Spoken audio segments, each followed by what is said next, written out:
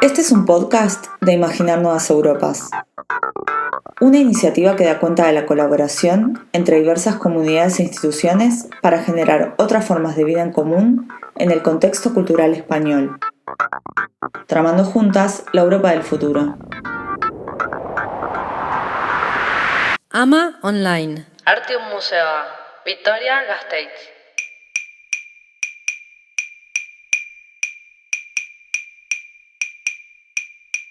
Ama Online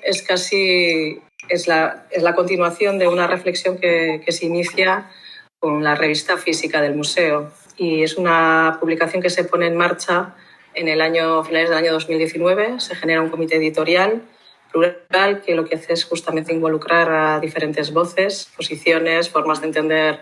la institución, el museo, los relatos que el museo produce, y se pone en marcha un proyecto editorial que justamente se construye desde esa misma pregunta, ¿no?, que vosotras lanzáis, en esa qué relación debería tener la revista con el propio museo. Yo creo que es algo que se traslada de alguna manera, que se expande o que se distribuye o que se ensancha con ama.eus. Lo que teníamos claro es que la revista y desde luego también la plataforma es un órgano de difusión pública de las investigaciones que se realizan dentro de la institución, pero también se acordó desde el inicio en que no debería ser una herramienta, una plataforma que se limitase justamente a reforzar las narrativas construidas desde el entorno del museo, sino justamente lo contrario, ¿no?, dar un contexto más amplio o presentar, ampliar, cuestionar, problematizar todos esos relatos que surgían desde los diferentes ámbitos de trabajo del museo, desde el departamento de exposiciones, desde colección, desde el área de programa público, desde educación, y que de alguna forma sirviese de espacio de conversación y de espacio de debate para lo que sucedía o los implicados dentro del museo, pero también todos aquellos colaboradores necesarios, los públicos, los cómplices.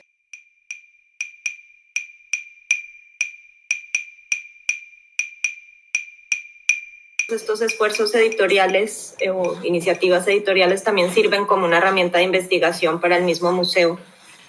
El número 1 de la revista, o sea, el número 0, estuvo más enfocado en la investigación que giró en torno a la primera reordenación de la colección. El segundo, en cambio, se articuló alrededor de la idea de Plazaratu, que es un proyecto transversal en el museo que articula varios proyectos muy diversos. Plazaratu en euskera significa al menos dos cosas. Por un lado, significa salir a la plaza o tomar la plaza. De hecho, en el primer libro en euskera que se publicó, el Linguae Vasconum Primitiae de Bernat Etxepare, hay un poema muy conocido, el más conocido de Etxepare, que se llama Contrapás, en donde, hablando del euskera, llama al euskera a tomar la plaza, ¿no? Dice en euskera: Euskara jalgiadi plazara. Euskara, sal a la plaza, toma la plaza. En ese sentido nos parecía un concepto muy interesante justamente para analizar las conexiones, las relaciones entre el arte y la plaza, entre el arte y el espacio público. Además, Plazaratu también significa publicar, en un sentido más figurado, es decir, que un texto tome la plaza en ese sentido, que se publique. Y como Artium tenía proyectos, o tiene proyectos en ambos sentidos, por un lado, muchos proyectos que tienen que ver con las reflexiones entre el arte y la plaza, entre el arte y el espacio público, también en el sentido literal, porque Artium está inmerso en un proyecto en donde se ha resignificado y reconfigurado la relación que tiene el museo mismo con la plaza interna que tiene el museo. Y por otro lado, también está inmerso en proyectos que tienen que ver con la publicación de textos, no solo la propia revista AMA, sino la plataforma online AMA también, que digamos trabaja con esta idea. Por lo tanto, creíamos que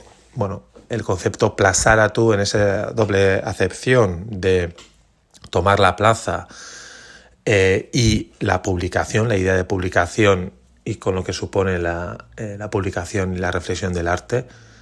era un concepto clave y un concepto muy interesante para trabajar en este primer número de la revista AMA. Y AMA Online surgió un poco como una reflexión de otro medio de publicación que yo creo que también tiene mucho que ver con las diferentes formas en que la COVID generó como necesidad de expandir plataformas de encuentro fuera de los espacios físicos, pero también como responder a otras formas de pensar lo editorial que son muy diferentes al medio impreso, que permiten hasta cierto punto una cierta inmediatez o responder de una forma mucho más rápida a ciertas necesidades, pero también que responde a unas formas de indexar contenidos muy diferentes a las de un libro o un medio impreso. Entonces, ama.eus es, digamos, de alguna forma, lo pongo entre comillas, más experimental en ese sentido, porque nos permite retomar contenidos que el museo de todas formas está produciendo y editorializarlos de forma diferente, organizándolos en 3 categorías que son categorías que están inspiradas o que toman su nombre de escritos de Ursula K. Le Guin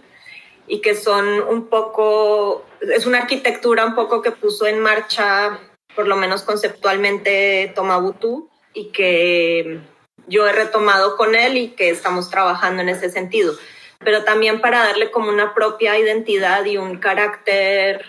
digamos, editorial más fuerte, hemos también constituido un comité de AMA Online,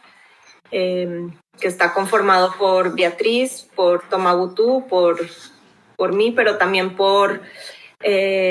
Marcia Novais, que es una diseñadora gráfica que fue quien diseñó la plataforma y también nos ayudó mucho a pensarla, a estructurarla. Alejandro Cesarco, que es artista y que actualmente expone en el museo, y Nader Kuchaki, que también es artista del contexto del País Vasco, que también ha contribuido a las plataformas editoriales del museo. Y es una plataforma trilingüe, pero que no necesariamente significa que todo esté traducido a 3 idiomas, sino que es una forma como de reconocer un poco una diversidad lingüística y poder navegarla de diferentes formas. Cuando tenemos todos los textos traducidos, los ponemos en los 3 idiomas, pero por ejemplo en el caso de conferencias o ciertos materiales que se han dado en un idioma, hacemos una introducción trilingüe, pero digamos que el material está en el idioma original y esa es una de las características que tiene la plataforma. La cuestión de las lenguas y de traducirse en otras lenguas y de cómo esa traducción conlleva un movimiento también, ¿no? de los textos, de los contenidos, de lo que supone hacer esos saltos, también ha sido algo que ha estado muy desde el inicio del proyecto en primera línea. Es decir, hemos mantenido siempre, en el primer comité invitamos a Yaisa Hernández, que estaba en ese momento siendo profesora, venía desde Londres, estaba Thomas Boutou, Miren Jayo y Ismael Manterola, que son 2 profesores de la Facultad de Bellas Artes y Historia del Arte del País Vasco, a Lola Hinojosa, que es una persona que venía del Museo Reina Sofía, y Ana Regui, que es una profesora, ella es profesora de secundaria, pero es una figura importante, fue la primera editora, porque ella, aparte de escritora, es traductora. Entonces es alguien que nos parecía imprescindible. Fue de hecho la primera invitada, fue alguien que es conocida justamente por ser una estupenda traductora. Fue una persona que tradujo, entre otros textos, el libro de Kirmen Uribe de euskera a castellano, el premio que fue premio nacional de narrativa. La cuestión de la traducción y de incorporar esas voces, esa multiplicidad de contextos en el museo, en los proyectos del museo, también es algo que ha estado permanente, o ha sido algo permanente en el trabajo en todos los ámbitos. Me refiero no solamente en AMA, sino en el programa expositivo, en los programas públicos, incluso en los programas educativos. Y en AMA eso es algo que también es una reflexión constante, ¿no? Es cómo traducir, qué traducir, es necesario traducirlo todo, qué supone traducir, con quién traducir y qué se pierde y qué se gana en ese proceso de traducirse en otra lengua.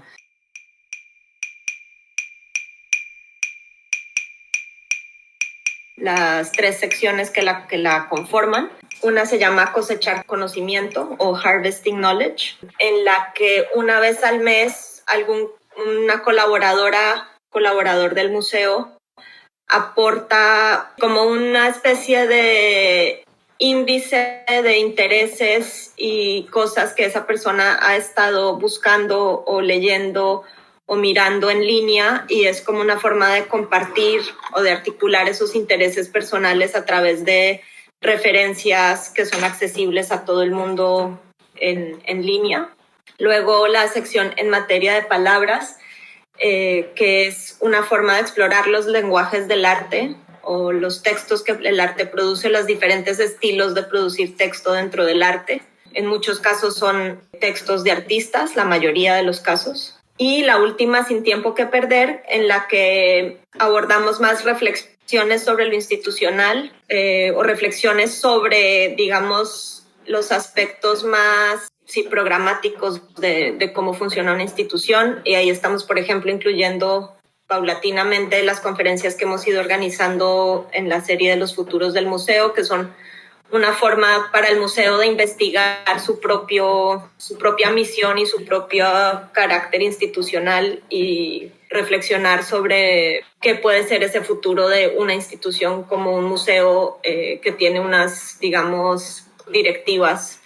dadas, pero que dentro de ellas pues hay muchas posibilidades de activación.